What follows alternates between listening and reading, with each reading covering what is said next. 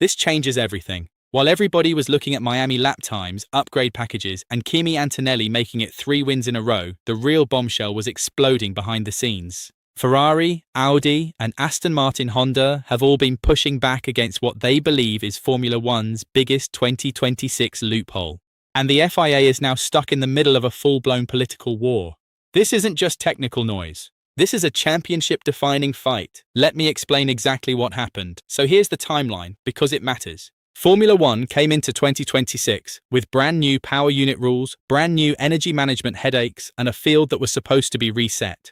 But from the first races, Mercedes looked incredibly strong. In Australia, their advantage in qualifying was so big that people immediately started asking questions. Lewis Hamilton didn't dance around it either. He said, "If it is the compression ratio, then I'll be disappointed that the FIA have allowed that to be the case. It's not to the book." Those are massive words coming from a 7-time world champion now driving for Ferrari. And then the pressure kept building. Behind the scenes, Ferrari, Audi, and Aston Martin-Honda are understood to have sent a joint letter to the FIA asking for answers over how one part of the 2026 engine rules was being interpreted. Not by them, by their rivals. Specifically Mercedes and reportedly Red Bull as well. That's where the whole thing turned ugly, because once teams start writing joint letters to the FIA, this is no longer paddock gossip. This is war by paperwork. Then Miami arrived, and that's when the public side of the story got even more interesting. Ferrari brought the biggest visible upgrade package of the weekend. 11 new parts, a new floor, new suspension elements. Charles Leclerc topped the only practice session with a 1:29.310, almost 3/10 quicker than Max Verstappen. In qualifying, Leclerc put the upgraded SF26 third with a 1:28.143, while Antonelli took pole for Mercedes with a 1:27.798. Ferrari looked closer, much closer, but on Sunday, Mercedes still won. Antonelli took victory by 3.264 seconds over Lando Norris and stretched his title lead to 20 points over George Russell. And Aston Martin? They were the only team not to register a proper update package for Miami. That wasn't because they had given up. It was because they were still trying to stop the AMR26 from shaking itself to pieces. Fernando Alonso said it straight after the race. "We are in a tough moment, but we finished the race with both cars for the very first time this year. The vibrations are fixed now, so definitely some positives to take from Miami." That sounds encouraging, right? It is. But it also tells you where Aston Martin really are. They're not fighting at the front. They're fighting to stabilize the car while also watching rivals potentially benefit from a power unit interpretation they believe should never have been allowed in the first place. Now, pay attention to this because this is the technical truth at the center of everything. The regulation in question is Article C5.4.3. It says no cylinder may have a geometric compression ratio higher than 16.0. Sounds simple, sounds black and white, but Formula One never stays simple for long. The issue is how that ratio is measured. The FIA procedure checks it at ambient temperature, basically when the engine is static and cold in the garage, not screaming down the straight at full load, and that's where the loophole lives. Think of it like this. Imagine somebody tells you your suitcase must fit inside a metal frame at the airport, so you make sure it fits perfectly when it's empty. But then once you start using it, the shape changes and suddenly you're carrying more than the limit was supposed to allow. Technically, at the checkpoint, you were fine. In the real world, you've gained an advantage. That's the entire argument here. Mercedes and Red Bull are believed to have designed around the static test. Their rivals argue the 16.0 limit should be a hard stop at all times. But because engines heat up, metals expand, and internal clearances change under operation, the effective running compression ratio can rise above what the cold measurement suggests. Some reporting has suggested that could be worth roughly 13 horsepower, maybe around 3 to 4 tenths a lap depending on circuit conditions. That is enormous in modern Formula One. That's not a rounding error. That's a weapon. And here's the kicker. From Mercedes' point of view, they didn't sneak anything through the back door. Reporting says they were in dialogue with the FIA throughout the design process and got reassurance that their interpretation was acceptable. So if you're Mercedes, you're probably sitting there saying, "What exactly did we do wrong? We asked. You approved. End of story." But from Ferrari, Audi, and Aston Martin-Honda's side, the answer is obvious. They think the spirit of the rule has been broken. Maybe not the letter, but absolutely the spirit. Fred Vasseur has already tried to cool the headlines a little, but even that sounded telling. He said, "I'm not convinced that the new compression ratio rule will be a huge game changer. That sounds calm on the surface, but listen to what comes next. He also said Ferrari has a deficit of performance, mainly in the straight line, and that the team is pushing like hell in every area to close the gap. In other words, yes, Ferrari thinks there's more going on than just the loophole. But no, they absolutely do not think everything is fine. And Miami made that frustration worse, not better. Ferrari's upgrades clearly worked. Vasseur admitted after the race that the upgrades worked as expected. Leclerc had pace. Hamilton said the car had positives. Yet Mercedes still left Miami with another win, even though the Silver Arrows had brought fewer major upgrades than Ferrari, McLaren, or Red Bull. That's exactly the kind of result that keeps rival engineers awake at night. Because when you throw parts at the car and still can't stop the team you suspect has found extra horsepower, the paranoia only grows. And that's when things got really ugly. Because Aston Martin and Honda are stuck in the worst possible place in this story. They are not the team believed to be exploiting the loophole.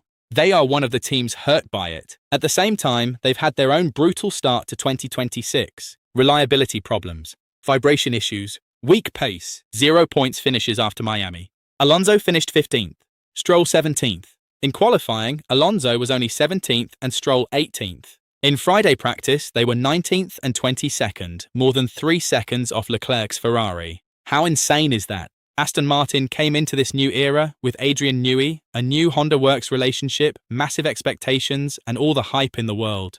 Instead, Miami showed a team still firefighting. Mike Crack admitted there is a big gap to close. Alonso went even further and basically said the team is putting all its chips on the second half of the season. No meaningful upgrades until after the summer. That's huge. That means Aston Martin's short-term focus is survival and extraction, not escalation. So imagine how Aston Martin Honda must look at this loophole row. They've spent weeks fixing vibration and drivability. Honda's Shintaro Orihara said the countermeasures brought to Miami are working well and that there is still a lot of room to improve on the power unit. That's honest. That's transparent. But it also sounds like a manufacturer that knows it is behind and cannot afford rivals gaining anything extra from a grey area. Then you add the political angle. Ferrari, Aston Martin, Honda, and Audi are effectively aligned. Mercedes and Red Bull are believed to be on the other side. McLaren are somewhere in the middle, trying to chase everyone, while Antonelli keeps winning races. This is not just about horsepower. It's about who controls the narrative of the 2026 rules, who got the interpretation right, who missed a trick, and who gets punished for trusting the obvious reading of the regulation. The FIA's response has been fascinating. Before Miami, Formula One and the FIA already agreed a series of refinements to the 2026 regulations based on the first races. Maximum permitted recharge was cut from 8 mJ to 7 mJ. Peak superclip power was increased from 250 kilowatts to 350. Race boost was capped at plus 150 kilowatts. MGUK deployment was reshaped to reduce dangerous speed differences. Wet weather systems were adjusted. Start procedures were modified too. That all sounds big. And it is big. But notice what it also tells you. The FIA knows the 2026 rules need urgent management. They know the formula is still being stabilized in real time.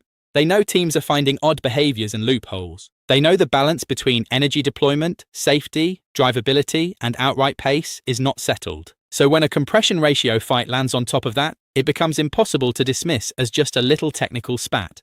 And there's more. From June 1st, new FIA tests are supposed to close this particular compression ratio window. But Ferrari doesn't even believe that will suddenly erase Mercedes' edge. Vasseur has been pretty clear that the bigger opportunity may come later through the ADUO system, the additional development and upgrade opportunities mechanism.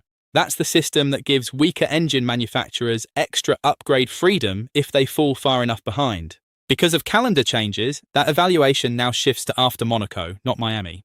Let that sink in. Ferrari are basically saying, even when the clamp comes, don't expect the order to flip overnight.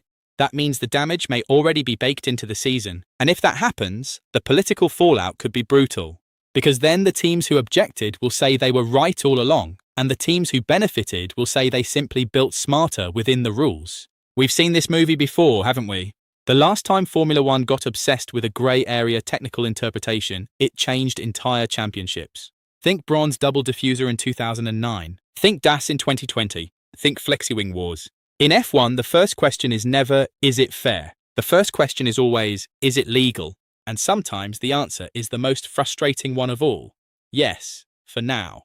If you ask me, that's exactly where we are again. I don't think this is cheating in the cartoon villain sense. I don't think Mercedes or Red Bull were sneaking around in the dark. If the FIA was informed and accepted the interpretation, then calling it blatant cheating is too easy. But I do think the rule was written badly, the door was left open, and the teams who walked through it gained a real advantage. That matters. A lot. And for Aston Martin, it matters even more than the headlines suggest.